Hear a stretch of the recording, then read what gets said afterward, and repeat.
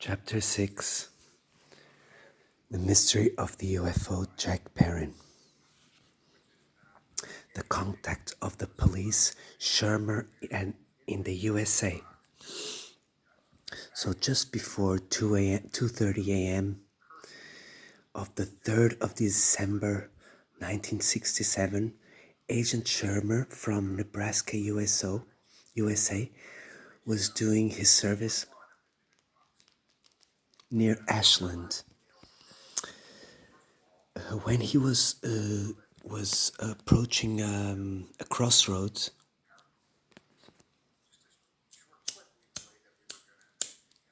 wait a second.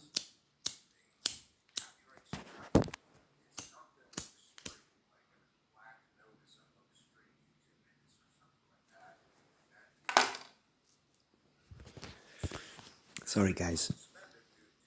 When it hit a crossroad, the lights of the car illuminated a strange object, circular, that was in the streets in front of him.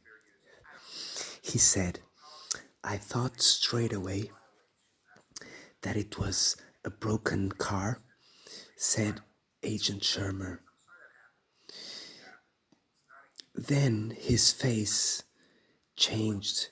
The lights of this vehicle illuminated intermittently when the lights hit it.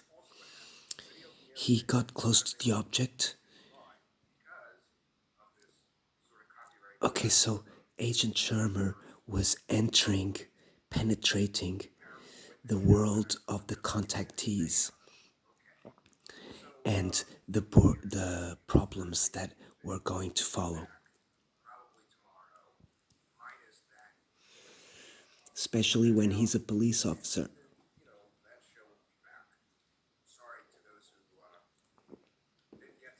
Straight away, all his life was changed forever. He had to leave his job. He divorced and left Nebraska.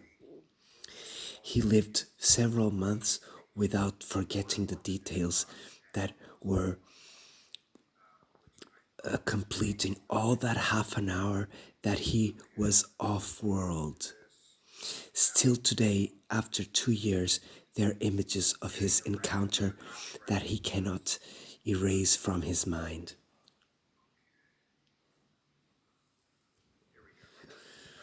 After a simple report of observation of a UFO, when he told his superiors, Shermer was examined by the Committee of Condon. He had to catch an airplane to go to the university in Colorado in Boulder to contact a group of studies about UFO created by the government, the American government.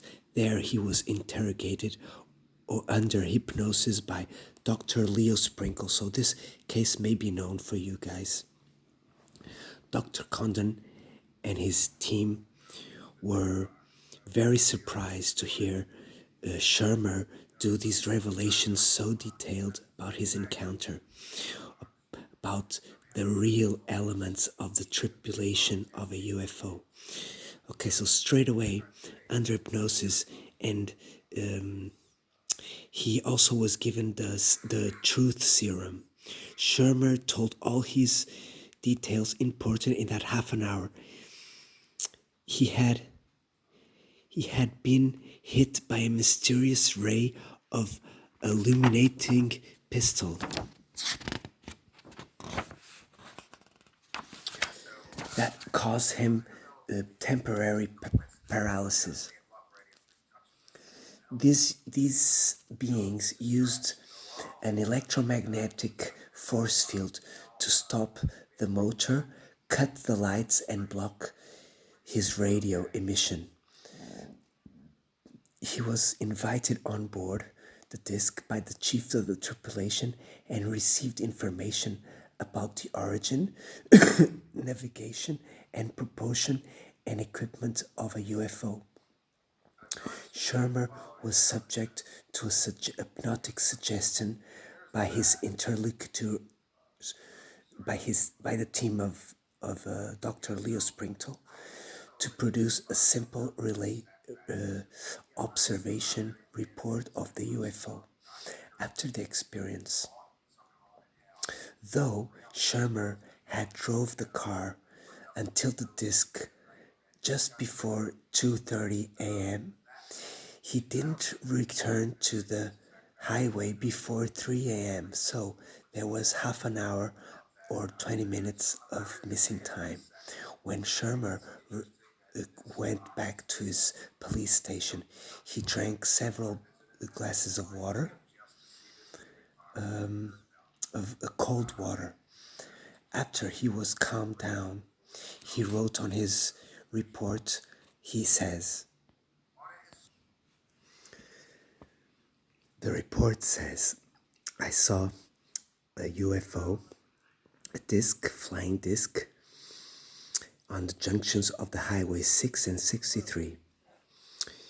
He waited for the leaving hour and he went home. He was a bit of a headache. He felt a little hum, a weird zoom noise on his ear.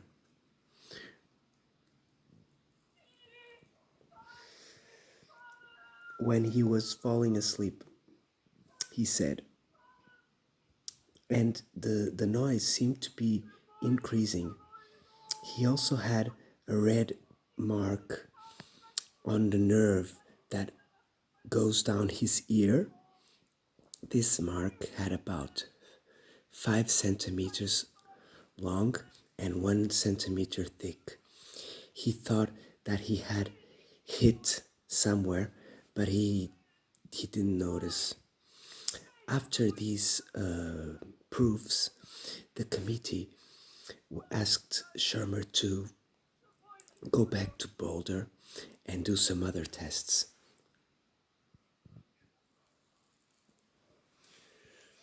He was introduced to the compartment number 202 of Woodbury Hall in the University of Colorado, and Dr. Sprinkle hypnotized him in that university. It was then that we knew all the details about that white and fluid thing. Shermer tells that the motor of the car stopped and the lights went down. The non-official transcription of the shoulder tells these aspects. Did you try to take your pistol? He was impeded by doing it. Did you use the radio of the car? I couldn't charge the button. They wouldn't allow me. Are you capable of telling the traces of this person that approximated your car? No. It was very white and very fluid. Do you know where they come from? From Venus, Jupiter, and other planets. They must be from a nearby galaxy. What are their intentions? They don't want evil to the human race. Why did they land in Ashland? They wanted to take the electric current off the electricity posts. How did they do that? For now, I'm not capable of doing it, of saying it. How does the UFO work? He flows, he walks,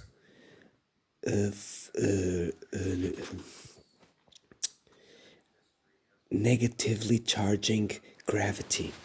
How? I cannot say it. It's not the moment and the appropriate place. After this hypnotic session, Shermer passed through psychological standard tests and was several hours as a member in and was several hours with a member of the committee Condon. Some extracts of the tapes of these sessions have the following expressions. Almost 2.5 hours in the morning, there is something in the streets. It's maybe a truck with a flat tire. I need to turn off the lights. I need to turn on the lights.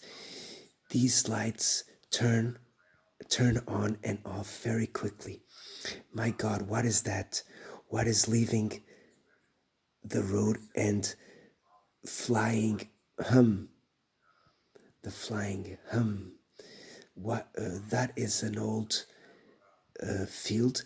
It cannot land anything there. I will follow it. Yahoo 408.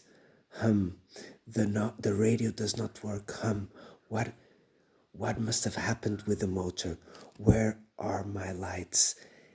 That thing has a form of a ball, football, intermittent lights, reflection, reflection, silvery on the underside. There's something leaving the landing gear of the inferior part, um, touching the ground. There it is. I'm afraid. I'm trembling. I want to go home. I can't. Oh no, they're coming in the direction of the car. I must take my pistol out. I can't. There's something in my head. One of them in front of the car has something in his hands. He's shooting. There are waves of smoke that is vanished. Guys, this is so good. They involve the car. It's something funny. Looks like a green gas. My God, it's not possible. It's all around the car. He takes something of a pencil case, points it in the direction of my windscreen of my car. There is a violent, big light, like a thunder, like a flash of a photographic memory shining. I cannot respond. The light paralyzed me and I passed off. The occupants of the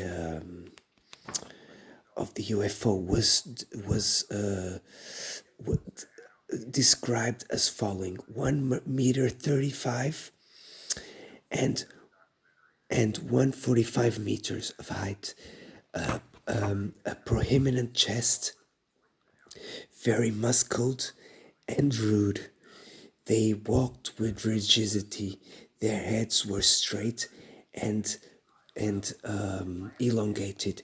They used some sort of not a cap. It's like what you use for a motorbike when you in your head. These helmets exactly. These helmets were very tight, and their I cannot say this. Their eyelashes were fine over eyes similar like cats. They had an oriental type with very oriental lips, very thin and very teared lips. Guys, this is amazing. Love you guys. Amazing story. This is the truth, guys. We know it's the truth. Stay blessed.